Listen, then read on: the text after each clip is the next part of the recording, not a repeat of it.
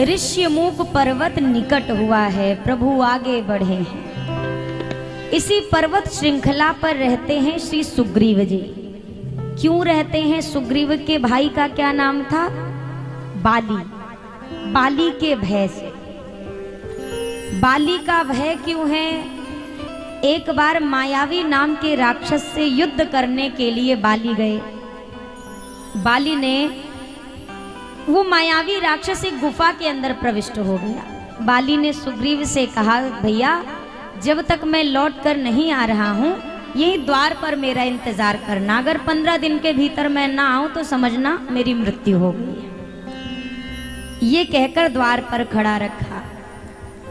अब 15 दिन से भी ज्यादा समय बीत गया, बाली बाहर नहीं निकला। एक दिन उस गुफा के बाहर रक्त की धारा भीतर से बहती हुई आई। जैसे ही रक्त धारा बहते देखा, सुग्रीव को लगा मेरा भाई बाली मारा गया। सुग्रीव ने गुफा के द्वार पर एक विशालकाय शिला लगा दी, यानी द्वार बंद कर दिया। स्वयं आया, सिंहासन खाली था। मंत्रीजनों ने कहकर सुग्रीव को वहां का राजा बना दिया। कुछ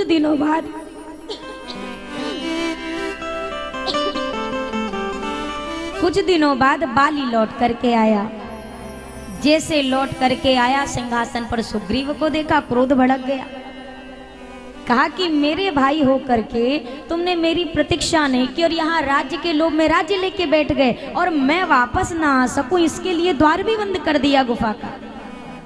अब सुग्रीव समझाते रह गए पर बाली नहीं समझा। पत्नी को भी रख लिया और सुग्रीव को राज्य से बाहर निकाल दिया। इसी कारण से सुग्रीव जी यहाँ रहते हैं, क्योंकि इस पर्वत श्रृंखला पर अगर बाली आएगा तो उसकी मृत्यु हो जाएगी, ऐसा एक ऋषि का श्राप है। तो सुग्रीव जी ने सोचा इससे सुरक्षित जगह मेरे लिए और नहीं हो सकती, वो यहीं रहने लगे।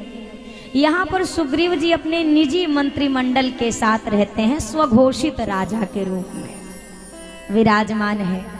एक दिन पर्वत श्रृंखला, वो ऊंचे पर बैठे इंसान को दूर तक की चीजें दिखाई देती हैं। ये दोनों भैया आते हुए दिखे। जैसे दिखे, सुग्रीव ने कहा, पठे बाली होई मन मैला। हनुमान जी, मुझे लग रहा है मेरे भाई बाली ने मुझे मारने के लिए फिर किसी को भेजा है। अगर ऐसा है तो मैं तुरंत भागाऊं, तुरंत तजाऊं यह शैला, मैं तुरंत ये पर्वत श्रृंखला छोड़ के भाग जा रहा हूं। हनुमान जी ने कहा, भागना हल नहीं है, पहले समझा तो जाए ये कौन है, वास्तव में शत्रु है कि नहीं है, मैं पता कर लूं फिर कोई निर्णय लेते हैं। सुग्रीव जी ने कहा, हाँ ठीक है, आप जाओ पता करके आओ और जरा सा भी आपको शक लगे तो इशारा ऐसे नीचे से कर देना, मैं तुरंत भाग लूंगा। हनुमान जी महाराज गए।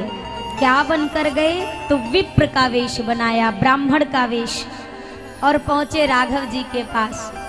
अब भगवान तो देखते ही अपने भक्त को पहचान गए, ये तो हनुमान जी हैं, पर ये का बन के आए हुए हैं आज।